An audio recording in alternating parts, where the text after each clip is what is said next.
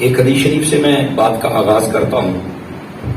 حضور سرور عالم نور مجسم رسول مکرم صلی اللہ علیہ وآلہ واصحابہ وبارک وسلم، آپ نے ارشاد فرمایا من صلی علیہ مئۃ، فرمایا جو بندہ میری ذات پر 100 مرتبہ درود و سلام پڑھتا ہے، کتب اللہ بین عینیہ، اللہ تعالیٰ اس کی دونوں آنکھوں کے درمیان یعنی یہاں ماتھے پر لکھ دیتا ہے براءۃ من النار و براءۃ من النفاق، کہ یہ بندہ منافقت سے بھی آزاد ہے اور جہنم سے بھی آزاد ہے۔ اس واسطے کثرت و محبت و شوق کے ساتھ درود و سلام پڑھا کریں، اللہ تعالی ہم سب کو عمل کی توفیق عطا فرمائے۔ گرامی قدر حضرات، چونکہ یہ عرس شریف کی نشست ہے، میں بھی چاہتا ہوں کہ کچھ ضروری گزارشات آپ کی خدمت میں عرض کروں، لیکن جو آیات طیبات میں نے تلاوت کی ہیں چاہتا ہوں کہ ان کا سہارا لے کر بات کو آگے چلوں۔ سورۃ القلم شریف کی ابتدائی آیات بینات میں نے تلاوت کرنے کا شرف حاصل کیا۔ اللہ رب العزت نے فرمایا نون والقلم وما یسطرون، فرمایا اور نون قسم ہے قلم کی اور جو اس سے لکھا جاتا ہے۔ یہ بالکل سادہ سا مفہوم ہے ان آیتوں کا جو میں نے آپ کی خدمت میں پیش کیا ہے۔ احباب ذی وقار، یہاں پر جو کلام کی ابتدا ہوئی ہے وہ لفظ نون سے ہوئی ہے، اور یاد رکھیں ایسے حروف قرآن مجید میں جتنے بھی آئے ہیں ان کو حروف مقطعات کہتے ہیں۔ قرآن مجید کے اندر اور اس جیسے جتنے بھی حروف ہیں ان کو کہتے ہیں حروف مقطعات۔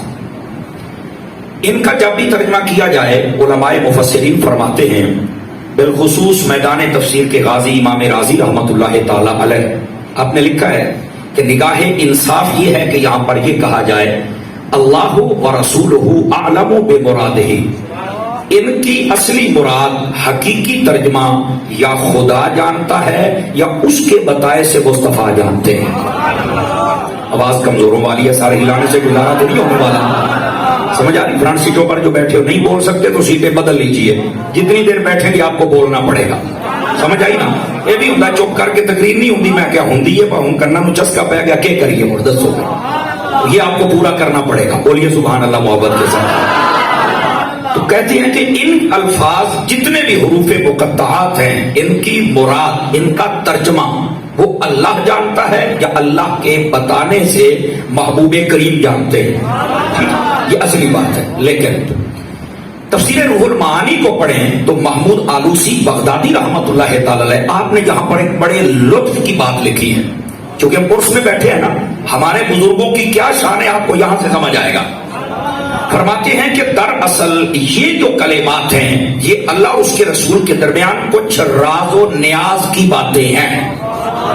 کیا ہے؟ راز و نیاز کی باتیں، اس لیے اللہ نے ان کی مراد اور مفہوم کو چھپایا۔ لیکن وہ کہتے ہیں محبوب کریم صلی اللہ علیہ وسلم کا صدقہ حضور کی امت کے جو اولیاء کاملین ہیں ان کے لیے یہ اعزاز رکھا گیا ہے کہ جب وہ ان کلمات کی تلاوت کرتے ہیں تو یہ الفاظ خود بتا دیتے ہیں کہ ہمارا ترجمہ کیا بنتا ہے۔ آواز کمزوروں والی، آواز بالکل کمزوروں والی، سمجھ گئے؟ وہ خود بتا دیتے ہیں کہ ہمارا کیا ترجمہ بنتا ہے۔ یہاں سے ویسے ایک اعتراض بھی ختم ہو گیا، وہ بڑا سمجھنے والا ہے، چونکہ ہم عقیدے کو سمجھنے سمجھانے والے لوگ ہیں اس لیے یہ بات سمجھنا بھی ضروری ہے۔ بعض لوگ یہ کہتے ہیں کہ شاید ایسے جو کلمات ہیں ان کا کوئی ترجمہ ہی نہیں، جو بندہ یہ کہے اس سے بڑا یتیم العلم کوئی نہیں، کیونکہ یہ قرآن ہے اور قرآن کا کوئی حرف بغیر معنی اور مطلب کے ہے ہی نہیں، چونکہ یہ کلام اللہ ہے، سمجھ آ رہی ہے؟ اور جو اللہ کا کلام ہو وہ بغیر معنی مطلب و مفہوم کے ہو یہ ہو ہی نہیں سکتا۔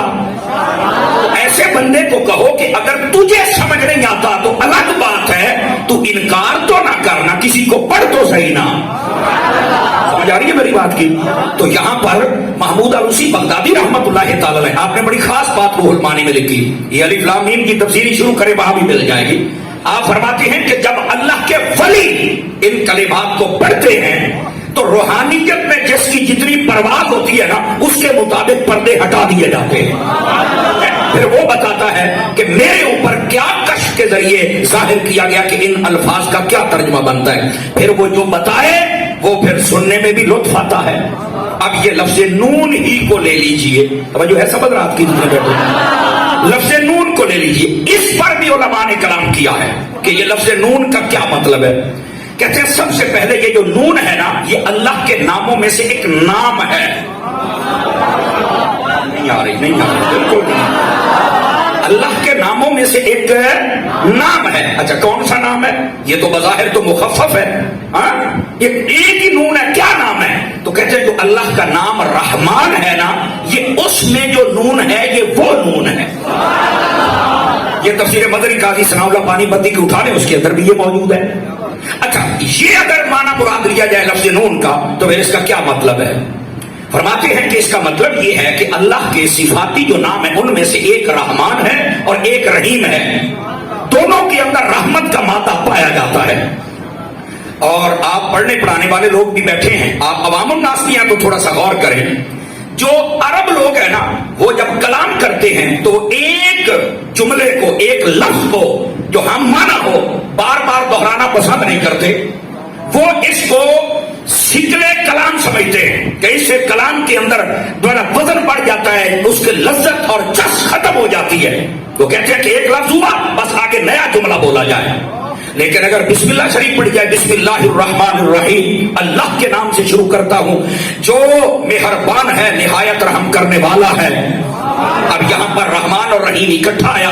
آج تک کسی عربی نے اعتراض نہیں کیا, 1400 سال پہلے بھی دیکھ لو کہ یار یہ دو مرتبہ لفظ ایک ہی ہم مانا اکٹھا آ گیا تو یہ کلام کے حسن کو ختم کر دیتا ہے. کیوں اعتراض نہیں کر سکا؟ یہ بھی قرآن کا اعجاز ہے. یہ اس لیے نہیں اعتراض کر سکے, دراصل لغوی اور حقیقی اعتبار سے ان دونوں لفظوں کے معانی جدا ہیں. جو لفظ رحمان ہے نا, اس کا معنی بھی رحمت کرنا. جو لفظ رحیم ہے اس کا معنی بھی رحمت کرنا. لیکن فرق کیا ہے؟ علماء فرماتے ہیں فرق یہ ہے, رحمان کا مطلب ہوتا ہے رحمت جب اللہ کرے تو پھر کسی کی تخصیص نہ کرے, نہ مخلوقات کی, نہ ان کے درجے کی, نہ ان کے علاقے کی, نہ رنگ و نسل کی. آپ نے توجہ نہیں فرمائی ہے. مثال کے طور پہ ہمیں اللہ رزق دے رہا ہے تو کافروں کو بھی دے رہا ہے, جانوروں کو بھی دے رہا ہے, کیڑوں مکوڑوں کو بھی دے رہا ہے, مچھلیوں کو بھی دے رہا ہے, پرندوں کو بھی دے رہا ہے. اللہ کی کل مخلوق, بشمول انسان, بیچ میں کافر مشرک, سبھی جو کچھ اللہ نے انہیں عطا کیا, گھر, مکان, دکان, یہ کاروبار, یہ سانسیں, یہ دنیا کی نعمتیں, یہ سب کچھ یہ اس کے رحمان ہونے کا اظہار ہے. یہ اس کی صفت رحمان سے اظہار ہو رہا ہے کہ وہ رحمان ہے. اس کو تھوڑا سا اور آسان کر دوں آپ کے لیے اگر آپ چاہیں تو. اس کا مطلب ہے اللہ رحمت, جب رحمان صفت کا اظہار کرتا ہے, اللہ رحمت دیتا ہے بلا معاوضہ دیتا ہے. کسی کے گھر میں, ابھی یہ کرونا کا موسم چلا تھا نا, تو کراچی کے اندر ایک مریض تھا, یہ بات آپ کو بڑی لطف دے گی. جب وہ مریض تقریباً 1.5 ماہ کے بعد ٹھیک ہوا نا, تو 25 لاکھ روپیہ بل بنا. بڑا امیر تھا, اس نے جب وہ بل تو دے دیا تو کہتا ڈاکٹر صاحب میری بات سنو نا, 25 لاکھ روپیہ کیڑی شاید بنائے, ٹرانسیٹوں والے ذرا میرا ساتھ دیں گے, یہ 25 لاکھ مجھے ذرا شمار کر کے دینا. تو اس نے کہا جناب آپ کی دوائی کے ساری 4500 دی آئی ہے, یہ جو باقی تقریباً 4500 کر کے 25 لاکھ بنے ہیں نا, یہ تیری سانس اٹک رہی تھی, ہم نے تمہیں آکسیجن لگائے رکھی ہے, 25 لاکھ کی آکسیجن تیرے لگی ہے, اور بڑی اعلیٰ قسم کی, نارمل بھی نہیں لگی. اب وہ بہت بڑا بزنس مین تھا, دنیا دار تھا, وہیں پر آنکھوں سے آنسو آ گئے اور کہنے لگا کاروبار ہوں سنبھال لو, میں آج سے اپنے رب کی نافرمانی نہیں کر سکتا. اسے کہا یہ چوٹ کیسے لگی؟ اس نے کہا جو مجھے 1.25 مہینہ سانس دیتے رہے انہوں نے اتنا بل بنا دیا, صدقے اس رب کے جاؤ جس نے کبھی بل نہیں مانگا ہے. یہ مسئلہ سمجھ آ گیا. نعرہ تکبیر, نعرہ رسالت, نعرہ خلافت, نعرہ حیدری. کیوں پریشان پتر ہے, گوڈے چھڑ کے بہ میرا چان ہے, ذرا بول. تھوڑیاں زبانیں جڑیاں چوکیاں چھکیاں واسطے نہیں. لوگ چاہتے ہیں کہ تم ادھر بولو, ہم چاہتے ہیں تم دین کے لیے بولو. بولو ذرا سبحان اللہ. کیا اب سمجھ آئی آپ رات کو؟ تو اللہ تعالیٰ اپنی رحمت عطا کرتا ہے ہر اعتبار سے بلا معاوضہ، جو کچھ دیتا ہے کبھی کسی کو یہ نہیں کہا اس کے بدلے میں یہ دے دو، نہیں کہا، یہ اس کے رحمان ہونے کا اظہار ہے۔ سمجھ آ رہی ہے؟ اچھا، رحیم کا کیا مطلب ہے؟ لگے ہاتھوں یہ بھی سن لیجئے، اگرچہ کلاس نہیں ہے لیکن بیٹھے تو ہم ادارے میں ہیں نا، یہ بات سمجھنا تو ضروری ہے۔ گرامی قدر حضرات، یہ لفظ رحیم صفت مشبہ ہے، اور اس کے اندر جو معنی پایا جاتا ہے وہ خاص کسی کے لیے ہوتا ہے۔ علماء فرماتے ہیں یہ رحیم کے اندر بھی رحمت کا معنی ہے، لیکن اس کا اظہار دنیا میں نہیں ہوگا، قیامت والے دن اللہ تعالیٰ اس رحمت کا اظہار فقط ایمان والوں کے لیے کرے گا کہ تم نے ہر چیز ہر باطل کو چھوڑ کر میرے رسولوں کو مانا اور مجھے مانا، آج میں اپنی خاص رحمت کے ذریعے تمہیں جنت عطا فرما دیتا ہوں۔ سمجھ آ رہی ہے آپ سبھی حضرات کو؟ تو یہ لفظ رحیم کا مطلب ہے۔ اب بظاہر تو رحمت کا معنی ہے، لیکن ان کا جو فرق تھا بیسک وہ میں بتا چکا۔ اس واسطے آج تک کوئی بھی عربی کلام عرب پر عبور رکھنے والا اعتراض نہیں کر سکا، انہیں پتا تھا کہ اس کا محل اور ہے، اس کا محل اور ہے۔ اب سمجھ آئیے آپ حضرات کو؟ تو لفظ رحمان کی جو نون ہے یہ اس کی طرف اشارہ ہے۔ اگر اس کی طرف اشارہ ہو تو صوفیاء فرماتے ہیں پھر ہم سب کو چاہیے کہ جس رب نے ہمیں اتنی نعمتوں سے نوازا ہے اور کبھی اس کا بدلہ بھی نہیں طلب فرمایا ہے، کم از کم اس رب کا ہم شکر تو ادا کر ہی سکتے ہیں۔ تو یہ لفظ نون کا یہاں پر مطلب ہے۔ دوسرے صوفیاء، بعض صوفیاء کہتے ہیں یہ جو لفظ نون ہے، توجہ ہے سب حضرات کی، یہ نبی پاک صلی اللہ علیہ وسلم کے ناموں میں سے ایک نام ہے۔ میں نے پہلے کہا تھا جیسا وہ پڑھنے والا ہوتا ہے جتنی اس کی پرواز ہوتی ہے اس کے مطابق وہ کشف کے ذریعے پتہ چل جاتا ہے۔ تو اگر حضور کا نام ہے تو پھر حضور کے ناموں میں سے یہ کون سا نام ہے؟ تو اب یہ بات میں نہ بھی آپ کو کہوں تو آپ بول لیں گے، چونکہ یہ تو ہمارے ایک عقیدے کا حصہ ہے، ہم خطباء واعظین اور نقیبوں اور ناخوانوں سے بھی یہ جملہ سنتے رہتے ہیں، کہتے ہیں نبی پاک کے جو صفاتی نام ہیں ان میں ایک نام آتا ہے نور، یہ اس کی نون ہے، یہ اس کی نون ہے، یہ اس کی طرف اشارہ ہے۔ اچھا، اگر یہ مراد لیا جائے تو کیوں بھائی، یہ بات بھی سمجھنے والی ہے، لیکن اس سے پہلے یہ بھی سمجھو یہ مسئلہ معرکۃ الآراء ہے، ہمارے نبی نور ہیں یا بشر ہیں؟ ذمہ دار سٹیج پر بیٹھ کر میں طالب علم سبق سنا رہا ہوں آپ کو، اور کوشش کروں گا بات بھی پوری ذمہ داری والی ہو۔ ہمارے نبی کو جو محض بشر کہے، توجہ چاہتا ہوں، پنجابی کنگنے جنیا کو ساما ہے نا بول لو، جو محض بشر کہے وہ بھی فارغ ہے، اور جو محض نور کہے وہ بھی فارغ ہے۔ اہل سنت کا نظریہ یہ ہے ہمارے نبی نور بھی ہے بشر بھی ہے۔ 5 کلو کا سارا ہلانے سے بات تو نہیں نہ بننے والی، بولو سمجھ آ رہی ہے؟ آپ نوری بشر ہیں، یہ دو صفت بیک وقت ہے۔ یہ الگ بات ہے کہ کبھی کبھی نورانیت غالب ہوتی ہے، کبھی کبھی بشریت غالب ہوتی ہے، یہ ایک الگ موضوع ہے، لیکن آقا صلی اللہ علیہ وسلم کے ذات اقدس میں یہ دو صفات اللہ رب العزت نے بیک وقت آپ کو عطا فرمائی۔ توجہ ہے سب حضرات کی؟ لیکن اس بات کو تھوڑا سا کھولنا بھی پڑے گا، کیوں بھائی یہ بیک وقت دو صفتیں کیوں عطا فرمائی؟ ادھر دیکھیے، مفتی احمد یار خان نعیمی رحمۃ اللہ علیہ آپ نے بڑے پیار سے اس بات کو سمجھا، اللہ کر کے سمجھ آ جائے۔ فرما دیکھو بھائی، ایک ہے اللہ کی ذات اور ایک اس کی پیدا کی ہوئی مخلوق ہے، بات سمجھ آ رہی ہے؟ ایک اللہ کی ذات ہے اور اس کی پیدا کی ہوئی مخلوق ہے۔ اب ظاہر سی بات ہے اللہ تبارک و تعالیٰ نے مخلوق کو کچھ عطا تو کرنا ہے نا، اور اس کے جلال و کمال ایسے ہیں کہ ڈائریکٹ یہ لے سکتے نہیں۔ جو فرمایا حضرات اللہ رب العزت نے بیچ میں مصطفیٰ کی صورت میں وسیلہ ایسا بنا دیا، نبی پاک صلی اللہ علیہ وسلم کو 2 جنتیں عطا کر دی۔ جب رب سے کچھ لینا ہے تو محبوب کی نورانیت غالب ہوتی ہے، جب ہمیں کچھ دینا ہوتا ہے تو بشریت غالب ہوتی ہے۔ توجہ نہیں فرمائی آپ حضرات نے میں نے کیا کہا؟ اس واسطے یہ 2 جنتیں عطا فرمائی، سمجھ آ رہی ہے؟ ویسے تو یہ قرآن مجید میں ہے لیس کمثلہ شیء، کوئی مثال نہیں دے سکتا، اس ذات کی دے بھی کوئی نہیں سکتا، لیکن مفتی صاحب نے سمجھانے کے لیے کہا یہ ایسے مخلوق کا درجہ، یہ محبوب کا درجہ اوپر والے کا میں نام لے ہی نہیں سکتا. دیکھو جہاں تک میری حد ہے میں وہاں تک جا سکتا ہوں. فرمایا کہ محبوب کو بیچ میں وسیلہ رکھا ہے. جب رب سے کچھ لینا ہے تو نورانیت غالب ہے, جب ہمیں کچھ دینا ہے تو بشریت غالب ہے. اب بات سمجھ آئی آپ کو؟ یہ سمجھنے کے لیے میں نے پہلے کہا نہیں سکم اس لیے چاہیے سمجھ آئی نا, لیکن آپ کے سامنے بات کھولنی بھی تو ہے نا کسی انداز سے. گرامی قدر حضرات, یہ ہے محبوب کریم صلی اللہ علیہ وآلہ وسلم آپ کی جان اقدس. لیکن کسی کی نبض پھڑک سکتی ہے نا, آج کل تڑپنے پھڑکنے والے بھی ہیں نا. وہ نہیں مولانا صاحب ہے کڑی گل ہوئی, اللہ تعالیٰ سب کو نہیں دے سکتا, بیچ میں وسیلہ کوئی ضروری تھا. اس رب کو تم قادر نہیں مانتے. اب میں کیا چپ کر رہا ہے, میں پٹی جاننا ہے. اس دفعہ سیدی اعلیٰ حضرت نے کیا لکھا ہے, کیا لکھا سیدی آپ فرماتے ہیں, بڑے بڑے علماء نے یہی لکھا, فرمایا وہ رب قادر ہے. اس جملے کا لطف لینا اگر سمجھ آئے تو چوپ شاہ بن کے نہیں بہنا. اجے تو میں انہاں شاہ کا ذکر کرنا جہاں نیزیاں تے چڑھ کے بولتے رہ گئے. ابھی ان کی بارگاہ میں بھی جانا ہے, لیکن آپ جا کے تھوڑا تھا.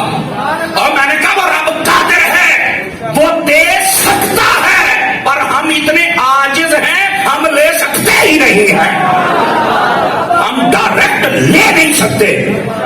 یہاں پر جملے کا لطف لیجیے. فرمایا یہ اللہ نے اپنے بندوں پر احسان فرمایا. فرانسیٹوں والے اللہ نے اپنے بندوں پر احسان فرمایا کہ حضور کی صورت میں وسیلہ دے دیا کہ ہمیں جو کچھ دیا ہے مصطفیٰ کے وسیلے سے, تاکہ ہم وہ تجلیات برداشت کر سکیں. اگر کوئی کہے نا ڈائریکٹ, آپ میں کہ چپ کر کے بیٹھ, اتنے موسیٰ علیہ السلام بن کے بے ہوش ہو گئے, تیری اوقات کیا ہے؟ اپنی ہاتھ میں رہو, ہاتھ سے نکلنے کی عادت نہ کرو. وہ جو فرما رہے ہیں ہم سبھی حضرات, اس واسطے محبوب کریم صلی اللہ علیہ وآلہ وسلم آپ کو یہ دو جہتیں عطا فرمائی گئی. اب بات سمجھ آ گئی ہے جناب؟ لیکن لوگ اس پر بھی بات کرتے ہیں, لیکن میرا موضوع یہ نہیں ہے کہ اس کو میں سارے کو کھول کے بیان کروں. میں جو بات کر رہا ہوں ذرا سمجھیے اس بات کو. سبحان اللہ فرمائیں گے آپ محبت کے ساتھ. بعد میں قاری صاحب اللہ کی محبت کو سلامت رکھے. تھوڑا سا مجھے نا وہ پنجابی چادر لینڈ سے چڑھ لینے دیو, اور آپ بھی اگر چڑھ جائیں گے تو بہتر ہوگا. بھائی سبحان اللہ آمدی نہیں پکی کر دے رہ گل کرنے والی یار, میں پہلو کدی نہیں ویکھیا. یہ دیکھا تو بولو نا سبحان اللہ. سبحان اور خدا کے بندو, لوگ کہتے چپ ہو جاؤ, یہ چپ بھی ہونا تو نیزے والا چپ نہ رہتا. جاگنے کا موقع ہے, خدا کے واسطے اپنے منہوں کو کھولو. لوگ جھوٹ بولن ڈے ہوندے نے, چھویں پودے تے کھلو کے چلے بابا بابا بابا مرنی آئے ہوندے نے. تہاڈی یار سے سچی تو ساڈا منہ ہی ویدے رہندے. ہاتھ اٹھا کے بولو سارے, انصاف کر کے بولو. سبحان اللہ نہیں آؤندی, میرا پتر کی لین آئے, کوئی تو نیکیاں لے کے جاؤ نا. کے بیٹھو, کیا ہو گیا تمہیں؟ فریش ہو کے بیٹھو, فریش گوٹے سیدھے کر کے بیٹھو, بھائی چوپڑی مار. ایڈی لاش ہے تیری, سبحان اللہ میرے پہ نہیں. ناراض نہیں ہونا بھائی, یہ میرے بچے ہیں اس لیے میں ان کو سمجھا رہا. اب آ جائیے آپ حضرات, یہ نبی پاک صلی اللہ علیہ وسلم آپ کا نام جو نور ہے اس کی طرف اشارہ ہے. لیکن یہاں ایک لطیف نکتہ اور بھی سن لیجئے. جو نبی پاک کو نور نہیں نہ مانتے, میں نے کہا بشر بھی ہیں نور بھی ہیں. تم صرف بشر مانتے ہو, پاگل نہ بنو, ساتھ میں نورانیت بھی مانو. توجہ ہے؟ ہاں یہ ضروری ہے. میں نے کہا بہت اچھا سوال کیا, یہ ضروری ہے. کیوں؟ حضرات علماء بیٹھے ہیں, ہمارا جو نام ہے نا, ضروری نہیں کہ وہ چیز جو ہمارے نام میں ہے وہ ہمارے اندر پائی جائے, لیکن یہ حضور کا خاصہ ہے. جو آپ کا نام ہے وہ صفت بھی آپ میں ہوتی ہے, یہ حضور کا خاصہ ہے. میں آپ کو مثال دیتا ہوں, میرا نام ہے سمر سے سمر او پھل, تے ہن کوئی مینوں آکھے بھی تینوں تو سیب کیلے لگے ہی کوئی نہیں, لہذا تو سمر نہیں. میرے اندر تو وہ صفت ہے ہی نہیں, تو سمر کدھروں بن گیا ہے؟ تو آپ کہو گے یار یہ تو نام ہے, ضروری تو نہیں پائے گا. لیکن نہیں, میرے نبی کا یہ خاصہ ہے. اگر نام ہے نا رؤوف تو پھر آپ شفقت کرتے ہیں. توجہ نہیں فرما رہے آپ حضرات. اگر آپ کا نام رحمت ہے تو آپ رحمت فرماتے ہیں. اگر آپ کا نام نور ہے تو آپ میں نور بھی ہے. آپ کا نام ہے وہ صفت بھی آپ میں پائی جاتی ہے، حضور کا خاصہ ہے. تو میں نے کہا یہاں سے جھگڑا تو ختم ہو سکتا ہے جب مقامن کی صلاح ہوئے تھا. جب اللہ نے نام ہی نور رکھا ہے تو پھر یہ مانتا کیوں نہیں ہے؟ توجہ فرمائیے میری بات پر. لیکن جو عقیدے کی بنیاد تھی وہ میں آپ کو بتا چکا. علماء فرماتے اگر یہ نام نور مراد لیا جائے تو پھر یہ نام کیوں رکھا؟ فرمایا حقیقت پتہ کیا ہے؟ یہ کائنات کی سب بہاریں ہیں ہی حضور کے نور سے. میں آپ کو 2-3 اشارے دے دیتا ہوں تاکہ اس بات کا تتمہ ہو سکے اور پھر ہم آگے نکل سکیں. میرے محبوب کریم علیہ السلام جب تک جلوہ گر نہیں ہوئے تھے، اس ظاہری دنیا میں جلوہ گر نہیں ہوئے، اس سے پہلے ذرا آپ مطالعہ کر کے دیکھیں کیا تھا. ماں باپ جب بوڑھے ہو جاتے تھے ان کو منڈیوں میں بیچا جاتا تھا. میرے حبیب جلوہ گر ہوئے، فرما منڈی میں نہیں بیچنا ہے. کیا کرنا ہے؟ فرما ان کا چہرہ دیکھو، اللہ قبول حج کا ثواب عطا فرما دے گا. سمجھ آ رہی ہے؟ علماء فرماتے ہیں یہ ہے نبی پاک صلی اللہ علیہ وسلم کے نام نور کی طرف اشارہ کہ وہ محبوب آئے، سارے جہاں کو چمکا دیا آپ نے. ایک جہت سامنے آ گئی، دوسری جہت کی طرف چلیے. بیٹی پیدا ہوتی تھی، باپ اپنے ہاتھوں سے زندہ درگور دفن کر دیتا تھا. ایسا ہی ہے جناب. میرے حبیب آئے، فرمایا بیٹی کو زحمت نہ سمجھو، یہ اللہ کی رحمت ہے. میرے حبیب نے فرمایا یہ سننا ذرا، کئی ہو سکتا ہے پہلی مرتبہ سنیں. عوام الناس کے احباب، علماء تو صاحب مطالعہ لوگ ہوتے ہیں، ان کو بطور سبق سنا رہا ہوں. فرمایا جس عورت کو شادی کے بعد اللہ تعالیٰ سب سے پہلی بیٹی عطا کرے وہ عورت برکت والی عورت ہوتی ہے. صدقے جامع ہے، وہ برکت والی عورت ہوتی ہے. اور میرے حبیب کریم علیہ السلام نے فرمایا جب تم گھر سے باہر جاتے ہو اور واپس آتے ہو، اپنے بچوں کے لیے کچھ لے کے آتے ہو، فرمایا ابتدا اپنی بیٹیوں سے کیا کرو. اب بھی نہیں سمجھ آئی تو ایک بات اور سن لو. میرے نبی نے فرمایا لوگوں اپنی بیٹیوں کی عزت کرو. کیوں؟ فرمایا تمہارا نبی بھی بیٹیوں والا ہے. اور یہاں پر جو لفظ استعمال ہوا ہے نا، اس کو بھی سمجھیے تاکہ عقیدہ کھل جائے. فرمایا تمہارا نبی بیٹیوں والا ہے. اب یہاں پر میں چیک کرتا ہوں سنی جاگتے بیٹھے رہے کہ سونی بیٹھے رہے.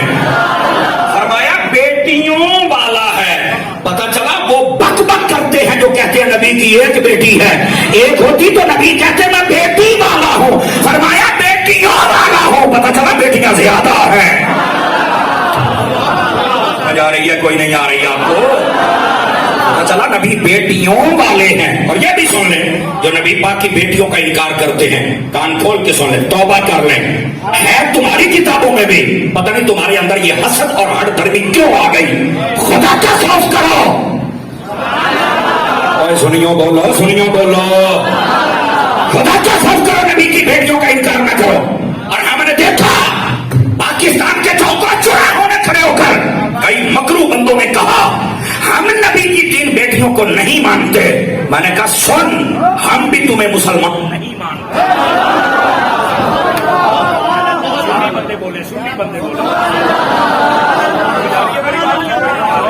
بس اوقات ہم 3 خلیفوں کو نہیں مانتے. وہ تو ہندا کون ہے؟ کیا کارو ہے تیرا؟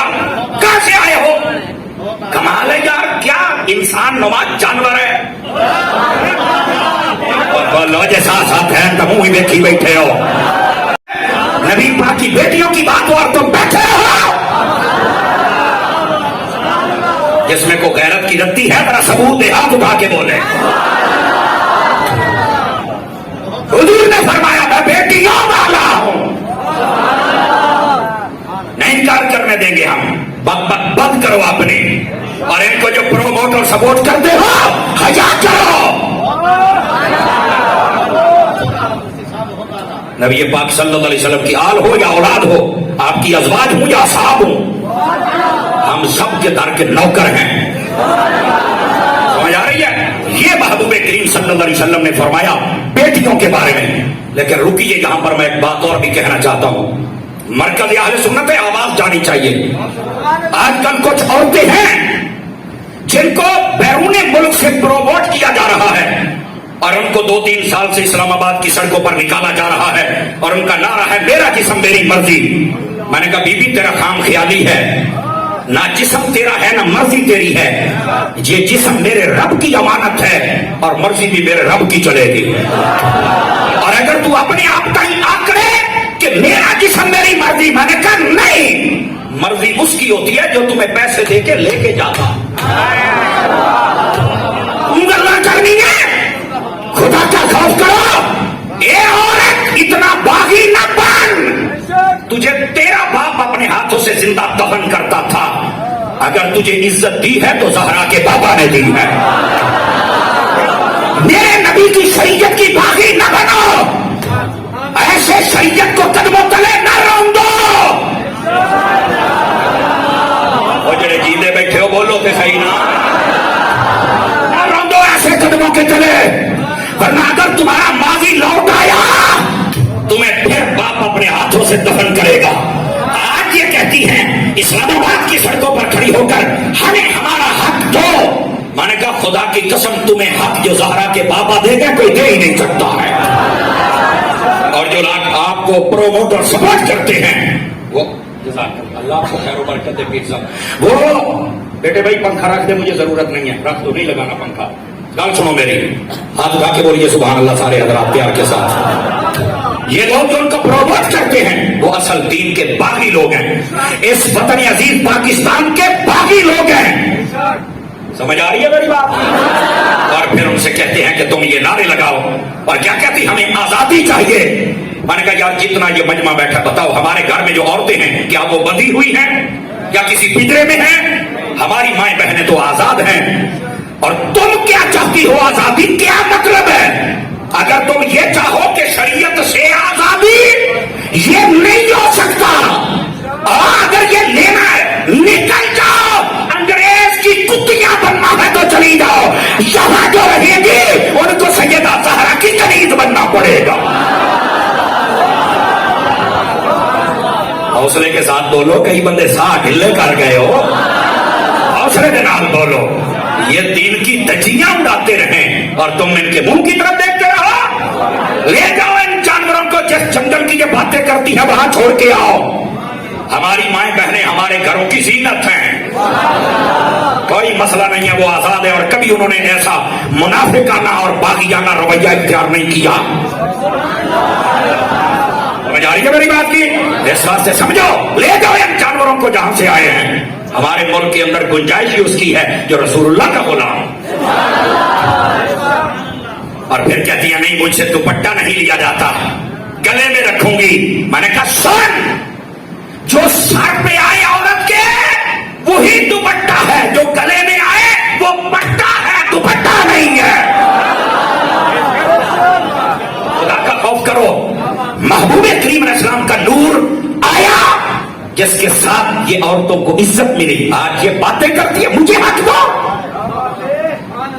باپ کماتا ہے عورت کو دیتا ہے, بیٹا کماتا ہے گھر میں لا کے دیتا ہے, شوہر کماتا ہے گھر میں دیتا ہے. اللہ نے عورت کو اللہ نے یہ جو عورت ہے نا اسلام کے اندر اس کو ایک ملکہ ہونے کا درجہ دیا ہے کہ گھر میں رہو بس. اسلام ملکہ بناتا ہے, یہ باہر نکل کے نوکرانی بننا چاہتی ہے.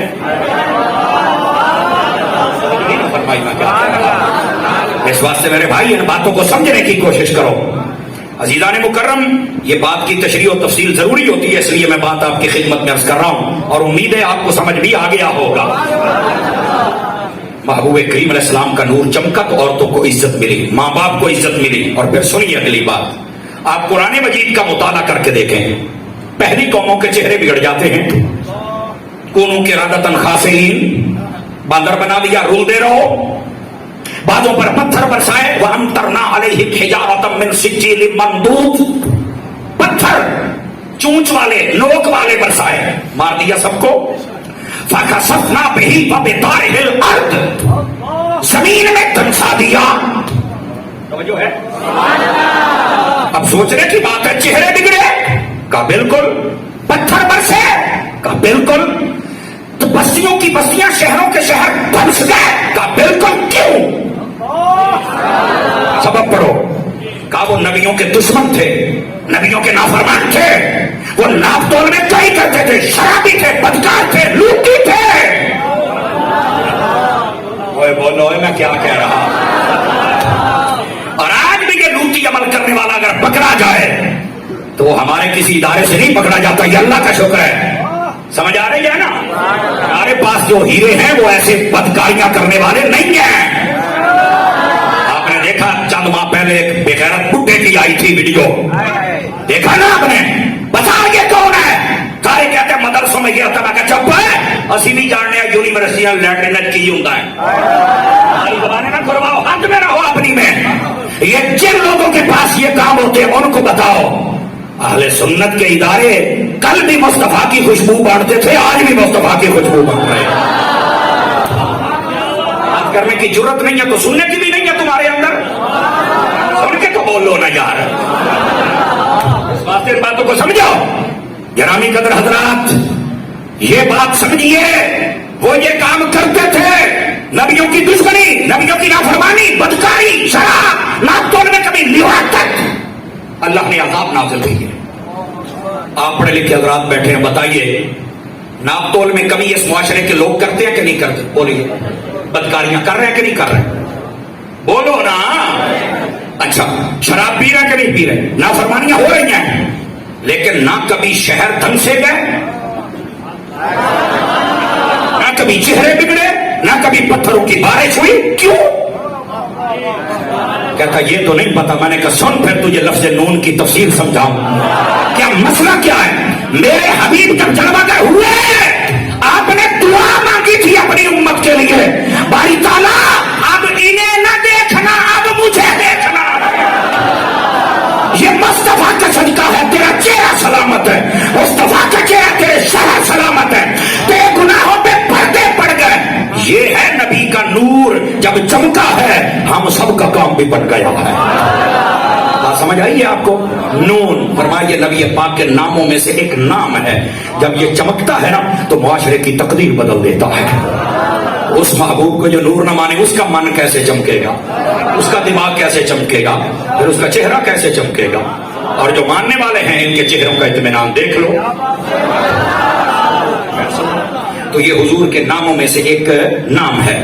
अब आ जाए इसकी तीसरी तफसीर। ये जो लफ्ज़ नून है ना, फरमाया ये नून, नून वाओ नून, अगर यूं लिखा जाए ना तो इसका तर्जुमा बनता है मछली। आवाज कमजोर हुआ है, शेर पड़ी बैठा हो पुत्र। अगर नून वाओ नून जैसे लिखा जाता है, अगर इसको लिखे तो क्या बनता है? इसका माना लुगत में मछली माना बनता है। अच्छा, तो अगर ये नून का माना मछली किया जाए तो फिर क्या मतलब है? तफसीर बदरी के अंदर काजी सनाउल्लाह पानीपती लिखते हैं, फिर इसका मतलब ये है, इससे मुराद वो मछली है जिसके ऊपर अल्लाह ने सारी जमीन को टिकाया हुआ है।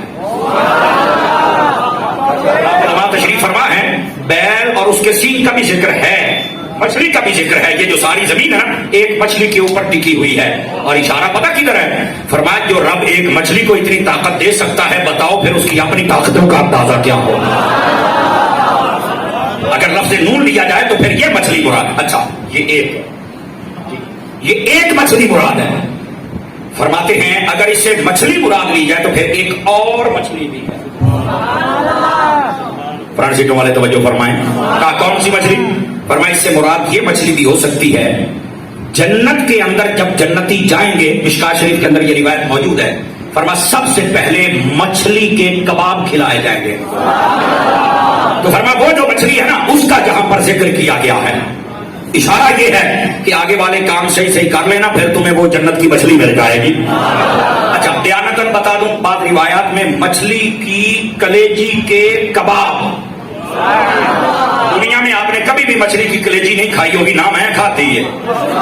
बोलो ना यार, वो जन्नत में कितनी बड़ी मछली होगी, क्या कलेजी होगी। ए जदो खौसा है तो मोड़ समझ मेरी बात की अब आपको। तो ये जिक्र भी। अच्छा, मछली से मुराद या तो वो जिस पर जमीन टिकी है, या वो जो जन्नत में खानी है।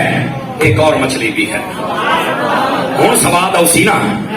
आगे सारियां गल्लां ते बोल दे, हुण चस आएगी ना।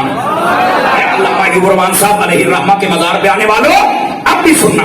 फरमाया फिर इससे मुराद वो मछली है जिसके पेट में 40 दिन हजरत यूनुस अलैहिस्सलाम ठहरे। या फिर इससे मुराद वो मछली है। क्यों? फरमाया वो मछली बड़ी बरकत वाली हो गई थी। जब उसके पेट के अंदर हजरत यूनुस अलैहिस्सलाम गए ना, तो वो मछली पूरे समंदर में भागती थी इधर उधर। जितने उस समंदर के अंदर डड्डू, कछू, कुम्मे, मगरमच्छ, उन सबको जाके कहती थी देखो मैं कितने मुकद्दर वाली हूं, मेरे पेट में अल्लाह का नबी है और 40 दिन बीच में ठहरे। कितने दिन में? ये तो मतलब झाड़िया कोई शायद है ना। हाँ, ये आपने रमजान शरीफ में क्लिप ये सुना होगा, उसके अंदर भी ये वजाहत है, लेकिन अब मैं उधर जाना नहीं चाहता। 40वें दिन के बाद हुक्म हुआ दरिया के किनारे आओ, किनारे आ गए, मुंह खोलो, खुल गया, हजरत यूनुस बाहर आ गए। मछली ने कहा बारी ताला इनका तो था इम्तिहान। अब ये जो मुफस्सिरीन नुक्ते देते हैं ना, ये होते सुनने वाले हैं, इनका इम्तिहान था, ये पास हो गए, तूने करामात नवाज़िशात इनायात फरमाई। मैंने तो पूरे समंदर में कह रखा था कि मैं कुछ नसीब हूं, मेरे पास अल्लाह का नबी है, तो अब मैं जब खाली जाऊंगी तो मुझे ये पूछेंगे मेरे शरीक, फिर मैं क्या कहूंगी? तो वहां पर जो इनाम दिया गया, फरमाया जा तेरे पेट में मेरा नबी ठहरा है, हमने तुझे भी जन्नती बना दिया। यहां जो मुफस्सिरीन का नुक्ता है, सदैव से लेकर आखिरी बंदे तक हाथ ना नीचे हो। फरमाया लोगों, बेहया है वो बंदा जो नबी के मां बाप को माज़अल्लाह काफिर समझता है। अगर मछली के पेट के अंदर अल्लाह का नबी यूनुस आ जाए, अगर वो मछली जन्नती हो सकती है, जिस अम्मा आमिना के पेट के अंदर तेरा मेरा नबी आ जाए, वो जन्नती कैसे नहीं हो सकती है?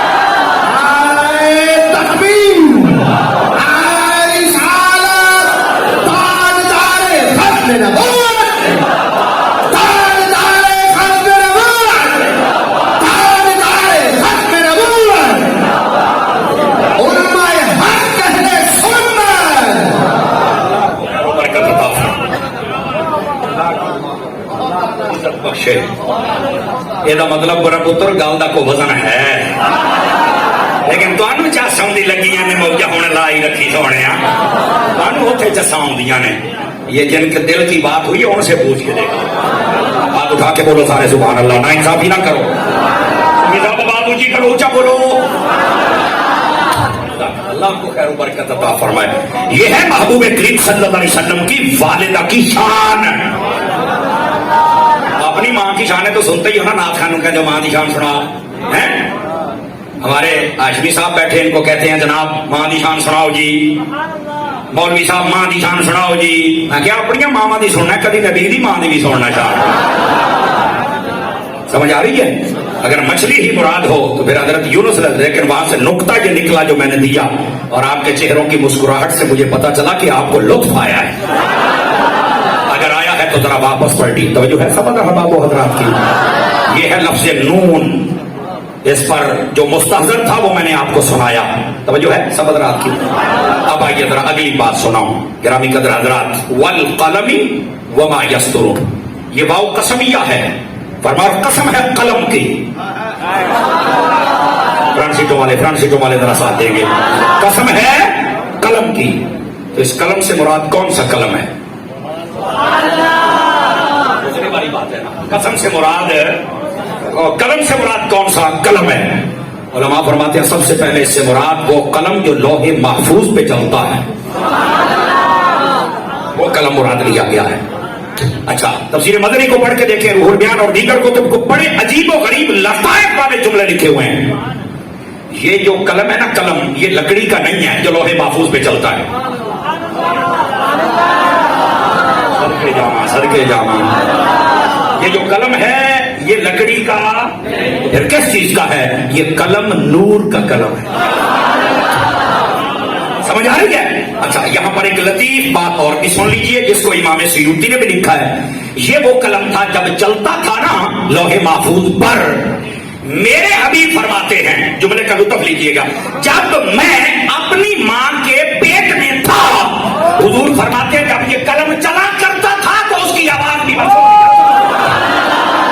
मुझे सिर्फ एक बात बता दो खाने वालों, इस खानकाहे हमदिया के फैज याफ्ता लोगों में आने वालों, बताओ अगर नबी पाक अपनी वालिदा के शिकम में हूं, वो लोहे महफूज पर चलने वाली कलम की आवाज सुन लेते हैं, तुम यहां दरूदो सलाम पढ़ो, मुस्तफा मदीने नहीं सुन सकते हैं?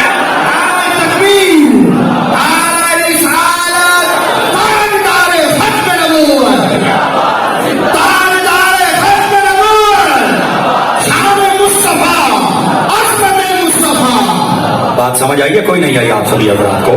گرامی قدر حضرات اس واسطے سمجھو یہ قلم کی آواز ہوتی ہے اور یہ قلم نور ہے، لیکن یہاں پر ایک الجھن بھی ہے، اس کو ہم نے ختم بھی کرنا ہے۔ بس اوقات کئی تفاسیر میں ہے اللہ نے سب سے پہلے قلم کو پیدا کیا، اول ما خلق اللہ القلم، یہ روایت ہے، ہاں یہ روایت ہے۔ اب پھر کسی کی نبض بھڑک سکتی ہے، مولانا صاحب تم تو کہتے ہیں اول ما خلق اللہ نوری یا جابر، اللہ نے سب سے پہلے میرے نور کو پیدا کیا۔ اب اس حدیث شریف میں تو یہ بھی ہے اول ما خلق اللہ القلم، تو میں کہ پھر کی ہوا؟ آخر ان دونوں میں سے سچی کون سی ہے؟ میں کہ دونوں سچیاں ہیں۔ نہیں بھائی دونوں میں سے ایک بات سچی ہوتی ہے۔ میں کہ علم پڑھے ہوں گا تو تیرے کو دستا بھی تطبیق بھی کچھ ہے ہوتی ہے۔ یہ صرف حضرات علماء جو ہے وہ اس بات کو سمجھتے ہیں، لیکن آپ بھی سمجھیے تطبیق کا مطلب یہ ہوتا ہے کہ دو باتوں کو اس انداز میں سمجھایا جائے نہ وہ جھوٹی ہو نہ جو جھوٹی ہو، بات سمجھ بھی آ جائے، یہ تطبیق کا مطلب ہے۔ انکار بھی نہ ہو، اس بات بھی دونوں کا ہو جائے۔ اب ان کی کیا تطبیق ہے؟ میں نے کہا یار آدھی بات پڑھنے سے بات نہیں بننے والی۔ اگر اپنی ہی اماں جی کا دودھ پیا ہے نا، تمہیں ایک بات بتا، اول ما خلق اللہ القلم، یہ حدیث اتنی ہے یا آگے بھی ہے؟ اب کہتا نہیں ہے اتنا تو مجھے نہیں پتا۔ میں نے کہا پتا ہوتا تو سنی نہ ہوتا۔ یہ ہے آگے بڑھتے مرتے ہی نہیں، اپنے مطلب کی بات بھی اعتراض کیا چلے گئے۔ کیوں بھائی؟ ہم تو امام احمد رضا کے غلام ہیں، ہم تو تمہیں گھر چھوڑ کے آئیں گے نا، کیا کری بات ہوئی؟ اور ہم نے ٹکڑے حضرت عطار کے کھائے ہوئے، میں انہی کا مرید ہوں، انہی سے فیض یافتہ ہوں، اس لیے میں بار بار اپنے مرشد کا نام لیتا ہوں۔ سمجھ آ رہی ہے نا جی؟ توجہ فرمائیے، ہر بندے کو اپنے مرشد سے محبت ہوتی ہے، ہونی بھی چاہیے۔ یہ سید العقائد سید الامال سید الافعال ہو گئے، محبت ہونی چاہیے۔ تو یہ ہونے چاہیے کوارٹیاں کوئی نہیں تو ٹائم نہ چھاٹ نہیں دو نے بھی۔ پاپا جی خادم حسین رضوی صاحب کہا کرتے تھے جڑا 2 نمبر پیر ہے نا یہ تو جنت تک لے کے جائے گا، انہیں آپ راج کن پڑے ہوئے آیا جا کے بیٹھیے نا، اس بات کا لطف بھی لیجیے۔ آگے لطف جناب وہ بول لو تو صحیح نا۔ میں نے کہا آگے پڑھ کے آگے تو نہیں آتی، میں کہا چل میں سنا دینا۔ حضرات علماء تشریف فرمائیں اول ما خلق اللہ القلم، یہ روایت ہے، صحیح ہے، لیکن اس کے آگے پتا کیا ہے؟ جب قلم کو اللہ نے پیدا کیا نا تو پتا کیا کہا؟ اکتب، اکتب لکھ۔ اس نے کہا بھائی تعالیٰ کیا فرمایا؟ ما کانا و ما یکون، جو ہو گیا وہ بھی لکھ، اور جو تیرے بعد ہونے والا ہے وہ بھی لکھ۔ کہتا ہے ہاں یہ تو ہے۔ میں نے کہا پھر بتا، اس جملے کے صرف سنی بول سکتا، دعا بندہ نہیں بول سکتا۔ میں نے کہا پھر بتا، اللہ نے فرمایا قلم جو تجھ سے پہلے ہوا لکھ۔ میں کہا پھر 10 قلم تو پہلے ہویا کی۔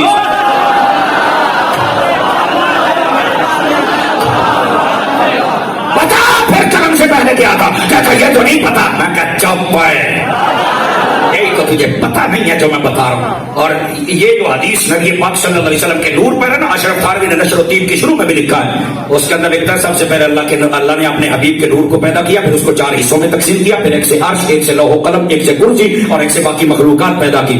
ان میں بعد میں چل کر یہ قلم پیدا ہو رہی ہے۔ میں کہا قلم خود مصطفیٰ کے نور کے فیض سے پیدا ہوئی ہے، سے کہا تھا جو تیرے تو پہلے ہویا لکھ۔ تو میں کہ وہ قلم نو پوچھ کے ہویا ہی،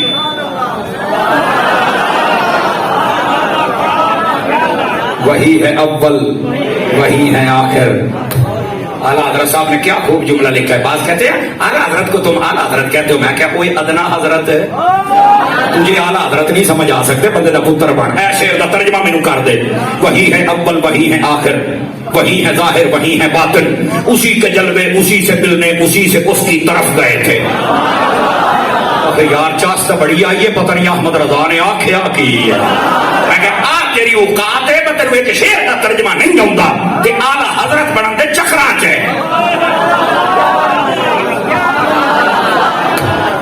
اب بات سمجھ آ رہی ہے آپ سبھی حضرات کو؟ تو اس واسطے ذات دی کوٹ کرلی تے چھتیریاں نوں جپ ہے، یہ نہیں ماننے چاہیے جیڑا کر دے اوڈی گل کر۔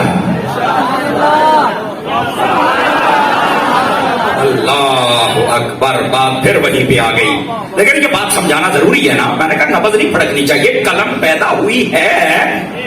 اب سنیے کہ اس کی تطبیق کیا ہے, سمجھ کیسے آئے. نہیں توجہ فرما رہے آپ گرامی قدر حضرات. علماء فرماتے اس کی تطبیق یہ ہے کہ اللہ نے سارے جہاں کو جس سے پیدا کرنا تھا وہ نور محمد ہے, اس لیے سب سے پہلے اسے پیدا کیا.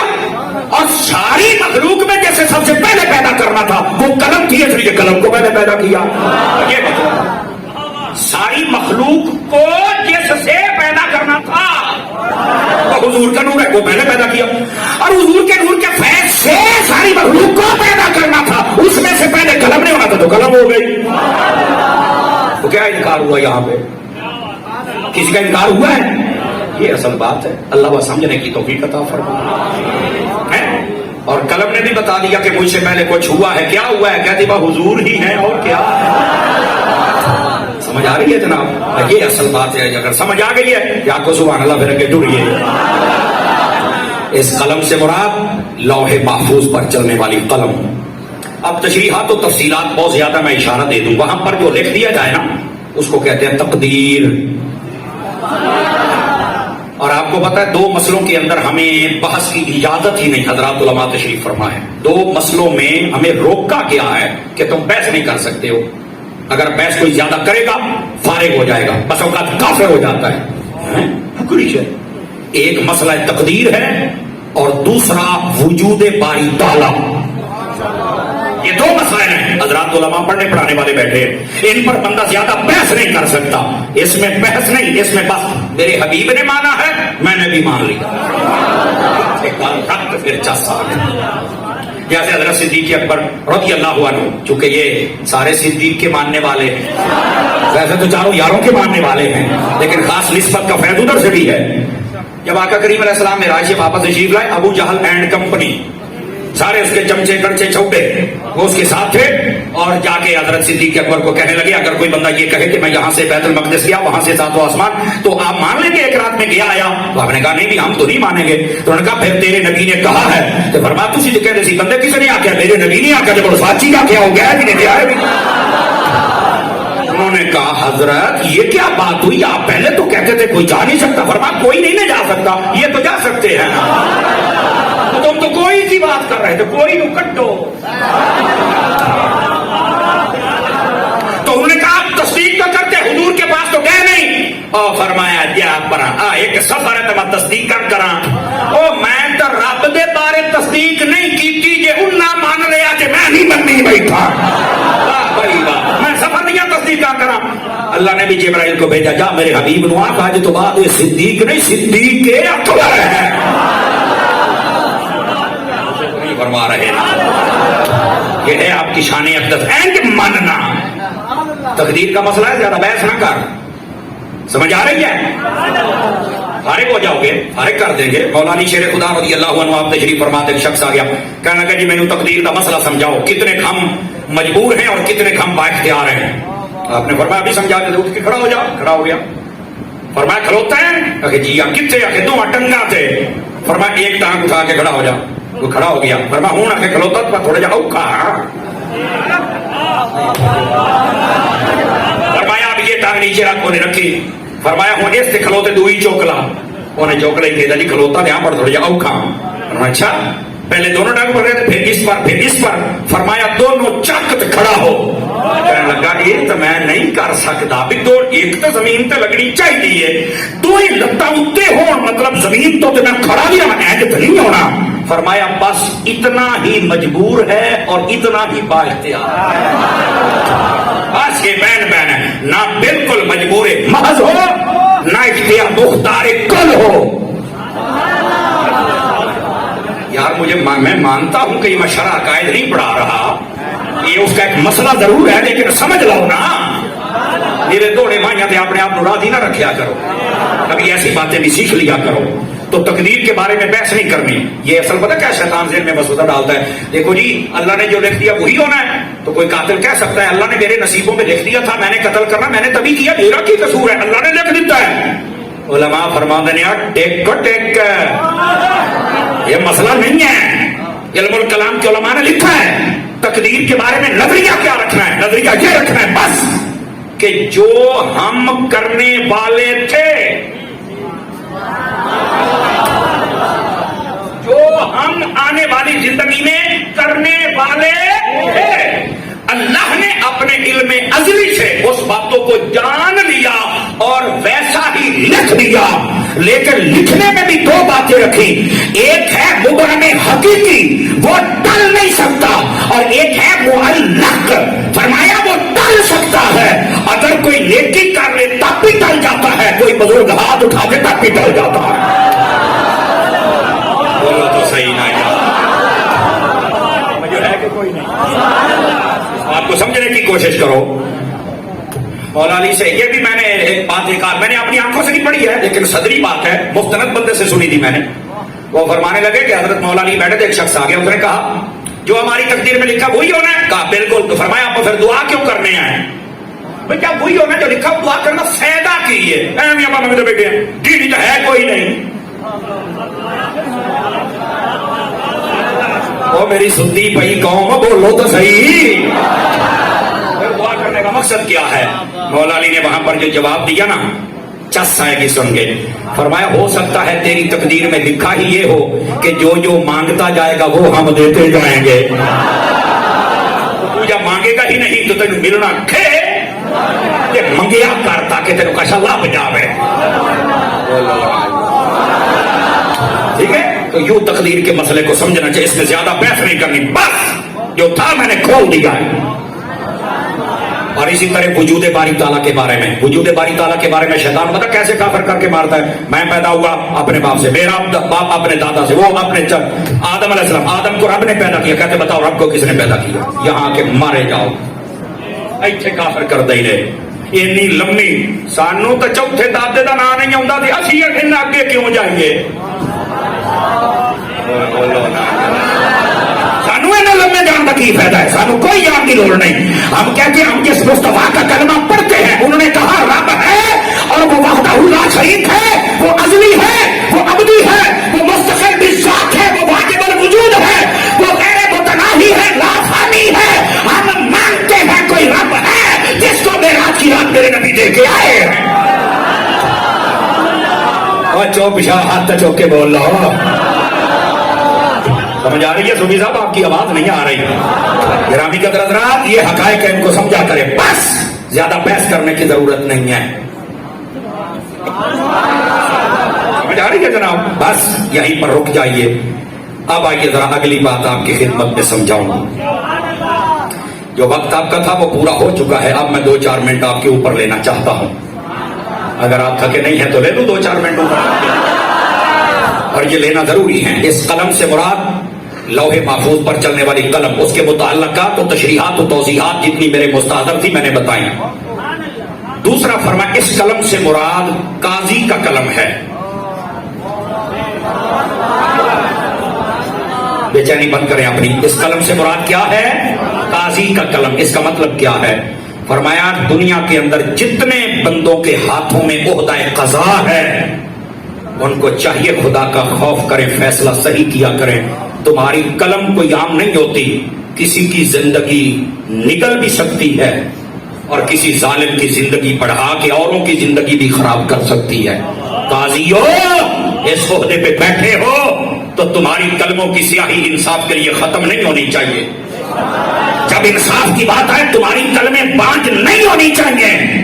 تمہاری قلموں کا تذکرہ قرآن میں ہے. اگر تم عدالتیں کرنا چاہتے ہو تو عدالت میں بیٹھنے کے لیے جیسے ہمارے یہ جج ہیں ایسے نہ بنو، ایسے بنو جیسے فاروق اعظم تھے. ان کی سنت پہ چلو، ہر بندہ تم سے سوال کر سکے. یہاں پر تو کہتے ہیں نا پارٹی میں گگی مار دے بنا مجھے ہو جاندہ ہے کہ میں کیا گگا تو کبرے چل جڑا تیرے نال ہونا ہے نا تو سوچیا بھی نہیں ہونا. جتنے بندوں کے ہاتھ میں قلم ہوتا ہے، یہ صرف جج میں بیٹھا عدالت میں بیٹھا جج ہی نہیں ہے. اس سے مراد ہر وہ بندہ جس کی قلم میں کچھ ہے. سمجھ آ رہی؟ باہمیں وہ پٹواری کیوں نہیں؟ اور کاؤنسلر کیوں نہیں جناب, وہ ایک تھانے دار تھے, ایس ایچ او کیوں نہیں, قلم غلط نہ چلامی, مارے جاؤ گے. اسی طرح وہ مدرسے کا محتمم بھی کیوں نہ ہو, استاد ہی کیوں نہ ہو, قلم غلط نہیں چلانا. پیپر چیک کرنے والا ہی کیوں نہیں, قلم غلط نہیں چلانا. سارے بس گئے بھی, یہ ساڈے والے بھی آ گئے, گاڑیاں کلمہ گساریاں جناب نہ دھو کے آئی نے. ہر بندے کو چاہیے جب قلم چلاتا ہے ذرا سوچ سمجھ کے چلایا کرے. ہاں, سب سے پہلے قاضیوں کی کلمے ہیں, ٹھیک ہے, اس واسطے قاضیوں کو چاہیے خدا کا خوف کیا کرے. تمہاری یہ فیصلے ہوتے ہیں نا, اس میں تقدیروں کے بھی فیصلے کیے جاتے ہیں. نمبر 2, دوسرا علماء فرماتے ہیں اس قلم سے مراد علماء کا قلم ہے جو کتابیں لکھنے والے ہیں. اور آپ کو یہ تو پتا ہے نا, علماء 2 قسم کے ہوتے ہیں, ایک علماء حق, ایک علماء سو. برے علماء جو ظاہر تو علماء والا ہوتا ہے, لیکن جب لکھنے بیٹھتے ہیں, کوئی حضرت صدیق اکبر کے خلاف لکھ رہا ہے, کوئی فاروق اعظم کے, کوئی عثمان غنی کے, کوئی مولا علی کے, کوئی نبی پاک کی پیاری پیاری آل کے, کوئی امام حسین کے خلاف لکھتا ہے, وہ تم بھی آنے دو. افسوس تمہارے علم کے اوپر. اس واسطے علماء کو چاہیے جب بھی قلم اٹھائیں دھیان سے اٹھائیں. اگر تمہاری لکھی ہوئی کتاب سے کسی نے عقیدہ بگاڑ لیا نا تو بربادی تمہاری ہوگی. اس واسطے یہاں پر میں اپنے جتنے بھی احباب ہیں ان کو بھی پیغام دینا چاہتا ہوں. ہمارے ملک میں ایسی کتابیں لکھی ہوئی ہیں جس کے اندر لوگوں نے یزید کو سچا ثابت کرنے کی کوشش کی ہے. بتاؤ رشید ابن رشید کس کنجر نے لکھی ہے؟ لیکن ہم 4 بندے بولے گا کہ سارے چوپی رکھی ہو. جس دن تسی اپنی جرت کا اظہار کر دیتا نا, اس دن کام ہے تسی لنگر کھا کے حلال کرنا سیکھو. تکڑے ہو کے بیٹھیا کرو. ڈر جاتے ہو یہ کیا ہو گیا ہے؟ اب تو شہادت امام علی مقام کو جب لوگ بیان کرتے اتنا رو رو کے قوم ساری ڈر جاندی ہے. مینوں اس گل دے بابے خادم رضوی دی گل بڑی چنگی لگدی ہے. آپ فرماؤندے سن کہ تو شہادت امام حسین بیان کرتے کمینے لوگوں نے یہ کمزور نہ کر کے سارے ڈر جان, کوئی کسی بادشاہ کے سامنے نکلنا بھی نہیں تو مار چھڈے گا. فرمایا شہادت امام حسین ایڈا تکڑا ہو کے بیان کر جیڑا بھی سنے جوان بن کے جائے بھی بڑے تو بڑا یزید آ جائے میں وہ سینے دے وچ لگا بیٹھا. اور یہاں پر سپیشل بلایا جاتا ہے, فلاں بڑی شہادت پڑھتا ہے. ایک شہادت پر 3 گھنٹے وہ تقریر کرتا ہے. تو نال سی اور تو ویڈیو کیمرہ لا کے بیٹھا تھی, کیویں گھوڑا ٹریا, کیویں نسیا, کیویں قدموں چ بیٹھے, اور جا پرا انسان کا بچہ بننا ہے. سرکار سیدی و سیدنا محدث اعظم فیصل آبادی رحمت اللہ تعالی علیہ, آپ ایک علاقے میں گئے, لوگوں نے کہا ہمیں آج شہادت ساری سنائیے اور جیسے ہوئی ویسے سنائیے. حضرت محدث اعظم رونے لگ پڑے اور کہنے لگے یزیدیوں نے بڑے ظلم کے ساتھ امام حسین کو شہید کر دیا. اور آپ کہتے ہیں وآخر دعوانا الحمدللہ رب العالمین. لوگوں نے کہا حضرت یہ کیا ہوگا؟ فرمایا یہ جتنا لوگ بیان کرتے ہیں نا کہ یوں تیر نکلا اور یوں آگے چلا اور یوں ادھر لگا اور یوں بھاگے, اور یہ فرمایا یہ افراد و تفرید سے کام لیتے ہیں. وہاں تو اکثر مطلب یہ عورتیں تھی چند, اور ادھر امام زین العابدین, باقی تو سارے وہاں پر تھے ہی یزیدی. وہ تمہیں بتائیں گے کہ جنگ کیسے ہوئی ہے.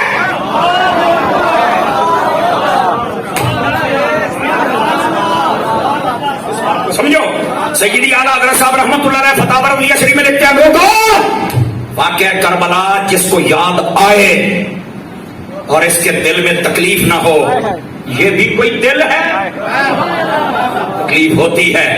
پر فرمایا ان کی اس تکلیف کو سرے بازار تماشا نہ بناؤ. جیتا بندہ بولے, جیتا بندہ. امام علی مقام نے کربلا کے اندر جو سبق دیا غور سے سنو. ایک یزیدیت تھی, ایک حسینیت تھی. جزاک اللہ. حسینی کردار یہ تھا, فرمایا نماز نہ چھوٹے. سارے سنی بولو نا, ہوں لگ رہا پتا. جزاک اللہ. نماز نہ چھوٹے, روزہ نہ چھوٹے, اور اپنی عورتوں سے کہا پردہ نہ چھوٹے. سنو حضرات علماء بیٹھے, میں پوری ذمہ داری سے کہہ رہا ہوں. امام علی مقام کے جنہوں نے خطبات لکھے ہیں, آپ نے کربلا میں بھی کہا تھا, جس کو امام زین العابدین جیسے بڑے بڑے بزرگوں نے بیان کیا,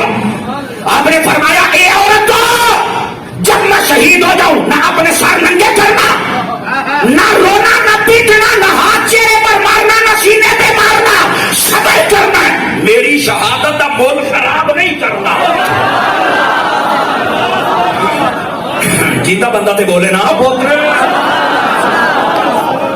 میری شہادت ہے، اس کا تماشا نہیں بنانا، رب کی رضا پہ راضی رہنا ہے. آپ نے نماز نہیں چھوڑی، وہاں پہ روزہ نہیں چھوڑا، نیزے پہ چڑھنا پڑ گیا لیکن تلاوت نہیں چھوڑی، عورتوں کو بے پردہ نہیں ہونے دیا. یہ ہے حسین عزت. ہم نکلنا پیڑ دے بیچ یہ 5 کلو کا سیر ہلاؤں رہا تو تھی سن لیں شہادت ہے. ایک پیغام سنا رہا ہوں.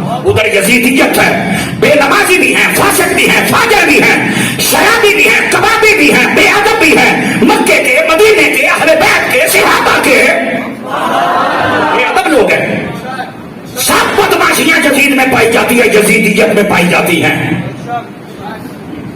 2 راستے تمہارے سامنے، حسینیت کا بھی، یزیدیت کا بھی. میں آپ سے ایک سوال کرنا چاہتا ہوں.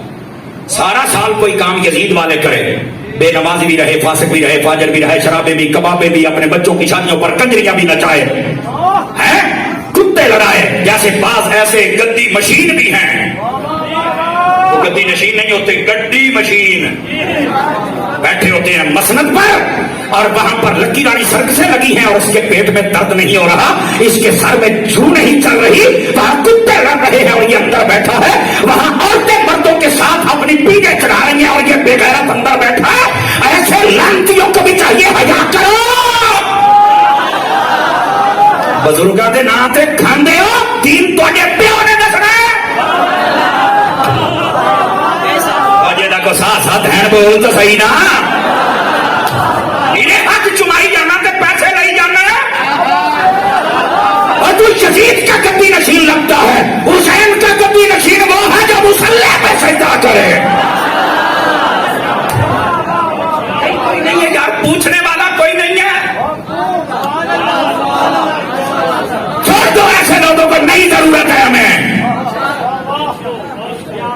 اور بیٹھے ہو گرامی قدر حضرات، یہ بڑی ضرورت کے ساتھ باتیں کرنا پڑتی ہیں. تو جڑا چپ ہو جاندے ہو، میں بھی تسی بھی سچے ہو، پہلی بار ہی سنتے ہو. جاگو ہے او حضور دی پیاری امت، جاگو. میرے بھائی اگر کوئی ساری زندگی سارا سال کام یزید والے کرے اور دیکھے حسین کی بقائے،